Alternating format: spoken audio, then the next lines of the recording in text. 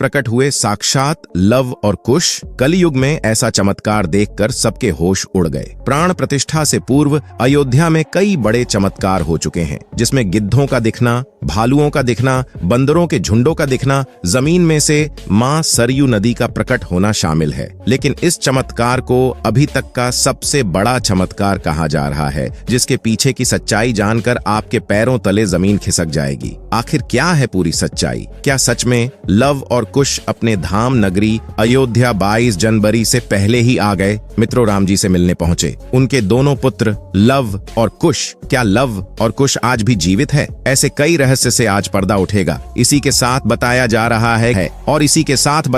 रहा है मंदिर में भारत का सबसे बड़ा लंगाड़ा पहुंच चुका है और वही गुजरात के बड़ोदरा से 108 फीट लंबी अगरबत्ती भी पहुंच चुकी है, जिसका वजन 3500 किलोग्राम है। उसी के साथ राम भक्तों ने 21 कुंटल का घंटा भी मंदिर में पहुंचा दिया है। वही मंदिर के यज्ञ के लिए राजस्थान से 650 किलो देसी गाय का घी भी मंदिर में पहुंच गया है। वहीं पर नेपाल की जनकपुरी से अयोध्या के लिए एक साथ 500 से ज्यादा टोकरी में उपहार बांधकर जनकपुर वासी अयोध्या ला रहे हैं। वही आपने देखा होगा, राम भक्त अपने प्रभु श्री राम के लिए कोई सोने का तीर कमान भेज रहा है, तो कोई खड़ाऊ, तो कोई वस्त्र भेज रहे हैं। आज की इसी वीडियो में शुरुआत करने से पहले अगर आप एक सच्चे सनातनी हिंदू हैं और राम मंदिर बनने से बेहद खुश है, तो इस वीडियो को लाइक करें और कमेंट बॉक्स में जय श्री राम जरूर लिखें। अयोध्या में राम मंदिर की प्राण प्रतिष्ठा की तैयारी जोर शोर से चल रही है। 22 जनवरी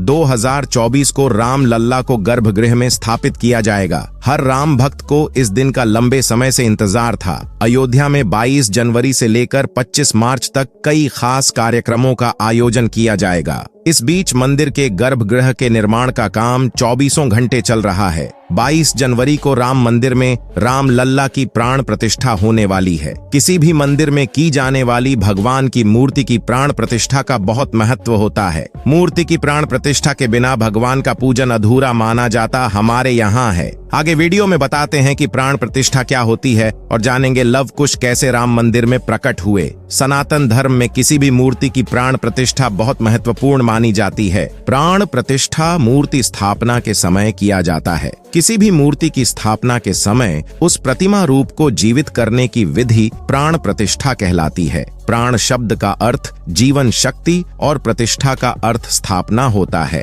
ऐसे में प्राण प्रतिष्ठा का अर्थ जीवन शक्ति की स्थापना करना या देवता को जीवन में लाना होता है। बिना प्राण प्रतिष्ठा के कोई भी मूर्ति पूजा के योग्य नहीं मानी जाती है। मान्यता है कि प्राण प्रतिष्ठा के जरिए मूर्ति में जीवन शक्ति का संचार होता है और वह मूर्ति देवता के रूप में बदल जाती है। अर्थात अब साक्षात प्रभु श्री राम अयोध्या राम मंदिर में निवास करने वाले हैं और जब स्वयं प्रभु एक बार पुनः अयोध्या आ रहे हैं तो उनके प्रिय बेटे व पुत्र लव कुश कैसे पीछे रह सकते हैं, क्योंकि जब प्रभु श्री राम जी ने जल समाधि के लिए गए तब उन्होंने लव कुश को अयोध्या का राजपाट सौंप दिया था। वही बताया जा रहा ही कि रावण का वध विभीषण ने ही करवाया था। राम जी ने वध करके लंका पर विजय पाई थी और पुष्पक विमान के जरिए जब वह फिर से अयोध्या लौटे थे तब प्रभु श्री राम के साथ विभीषण जी भी अयोध्या आए थे और कई दिनों तक अयोध्या में ही रुके थे। इसके बाद उन्होंने लंका का राज सिंहासन संभाला और लंका के राजा बन गए। यानी प्रभु श्री राम की भक्ति उनके लिए बहुत भाग्यशाली साबित हुई है, क्योंकि जो राम की शरण में आ जाता है उसका उद्धार निश्चित है। लेकिन क्या विभीषण आज भी जिंदा है? इसका जवाब आपको आगे की वीडियो देखकर पता चलेगा। हिंदू धर्म की पौराणिक कथाओं के अनुसार माना जाता है कि 8 महान विभूतियां आज भी सशरीर जीवित हैं, जिनमें से कुछ रामायण काल के हैं तो कुछ महाभारत काल के तथा कुछ विभूतियां उससे भी पहले के काल से आज तक जीवित हैं। पौराणिक मान्यता के अनुसार विभीषण, अश्वत्थामा, बलि, वेदव्यास, हनुमान जी, कृपाचार्य, भगवान परशुराम और मार्कंडेय आर्षि चिरंजीवियों में शामिल हैं। चिरंजीवी का अर्थ होता है जो सृष्टि के अंत तक जीवित रहे और जिसकी उम्र भी न बढ़े, और विभीषण भी इन्हीं चिरंजीवियों में से एक है जो आज भी इस धरती पर मौजूद है और अनंत काल तक जीवित रहेंगे। लेकिन यह वरदान आखिर उन्हें किसने दिया, यह बड़ा जानने का विषय है। भगवान राम के अनन्य भक्त विभीषण बाल्यकाल से ही धर्म परायण रहे। वह अपने बड़े भाई रावण रावण के धर्म विरुद्ध कार्यों का विरोध भी करते थे। उन्होंने लंका युद्ध में भी धर्म का पालन करते हुए भगवान राम का साथ दिया। इसलिए प्रभु श्री राम ने उन्हें सृष्टि के अंत तक अजर अमर रहने का वरदान दिया। जब कलयुग का अंत होगा उस समय भगवान विष्णु एक बार फिर से अवतार लेंगे जिसका नाम कल्कि होगा। तब ये 8 चिरंजीवी भगवान कल्कि का साथ देंगे और फिर से सतयुग की स्थापना करेंगे। इसका मतलब यही निकलता है कि विभीषण आज भी जीवित है। लेकिन आखिर प्राण प्रतिष्ठा से पहले उन्हें राम मंदिर में उन्हें कब और कैसे देखा गया? आगे वीडियो में जो घटना हम आपको बताने वाले उसे सुनकर आपके होश उड़ जाएंगे। ये घटना 11 जनवरी रात्रि 12 बजे की रोजाना की तरह सभी मजदूर राम मंदिर के गर्भगृह का कार्य करके अपने तंबू में विश्राम कर रहे थे। तभी मजदूरों को मंदिर के अंदर से प्रभु श्री राम के नाम जाप की ध्वनि सुनाई दी। अभी किसी भी अन्य व्यक्ति को रात्रि के समय राम मंदिर में घुसने की अभी अनुमति नहीं है। तब उन्हें ऐसा लगा कि शायद किसी आसपास के मंदिर द्वारा उन्हें ध्वनि सुनाई दे रही होगी, तो सभी मजदूर रात्रि में वापस सो गए। लेकिन सुभाष नाम के एक मजदूर को लगातार यह बात खटक रही थी। उसे वह आवाज राम मंदिर से ही आती प्रतीत हो रही थी, तो उसके मन में जानने की उत्सुकता हुई। आखिर इतनी रात्रि को राम मंदिर के अंदर राम नाम का जाप कौन कर रहा है? उसने अपने साथियों को उठाना चाहा, लेकिन सभी गहरी नींद में थे। तब सुभाष अकेले ही राम मंदिर परिसर में पहुंचा। वे काफी महीनों से राम मंदिर के निर्माण कार्य का हिस्सा था। उसे राम मंदिर का एक एक दरवाजा, एक एक कोना अच्छी तरह से पता था। जब उसने राम मंदिर के गर्भगृह में झांक कर देखा तो वहां पर एक बहुत ही दिव्य पुरुष, जिनके अंदर से काफी तेज प्रकट हो रहा था। वे अपने हाथों में माला लिए राम नाम का जाप कर रहे थे। ऐसा लग रहा था मानो वे काफी दिव्य पुरुष हों और किसी पौराणिक समय से आए हों। उनके बैठने का तरीका और उनका अंदाज राजाओं की तरह मालूम पड़ रहा था। सुभाष यह नजारा देखकर दंग रह गया। इसके बाद सुरेश अपने साथी मजदूरों के पास गया और उन्हें यह सारी सच्चाई बताई।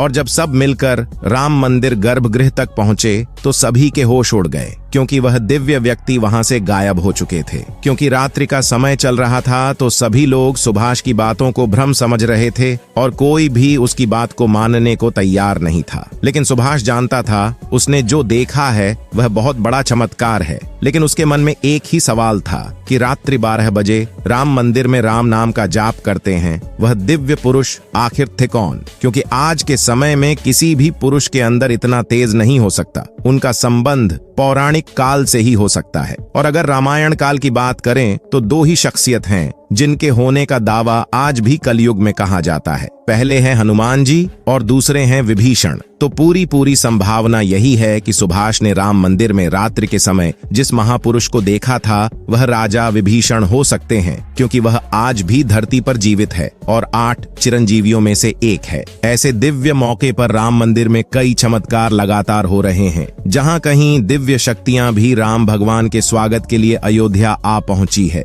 राम मंदिर के उद्घाटन की तैयारी अब अंतिम चरण में है। इस बीच एक और जहां श्री राम जन्मभूमि तीर्थ क्षेत्र ट्रस्ट लगातार तैयारी की जानकारी साझा कर रहा है, वहीं राम मंदिर के इस महायज्ञ में देश का हर राम भक्त अपनी आहुति अर्पित कर रहा है। आने वाली 22 तारीख के मौके पर कई संत महात्मा और जिन भक्तों ने राम मंदिर के लिए संघर्ष किया वो सभी अयोध्या पहुंचेंगे। न केवल 22 जनवरी को बल्कि 12 जनवरी से ही मेहमानों का अयोध्या जाने का सिलसिला शुरू हो जाएगा। रामनगरी में 11,000 से ज्यादा VIP मेहमानों के स्वागत की तैयारी की जा रही है। एक समय था जब यहीं अयोध्या में रामलला टेंट में विराजमान थे। आज पक्का घर सिर्फ रामलला को ही नहीं बल्कि पक्का घर देश के 4 करोड़ गरीबों को भी मिला है। रामायण के समय में अयोध्या को स्वर्ग कहा जाता था। देवता इस स्वर्णिम नगरी कहते थे क्योंकि यह आता है। 9 नवंबर 2019 का दिन सुनहरे अक्षरों में दर्ज किया गया जब सुप्रीम कोर्ट की 5 जजों वाली बेंच ने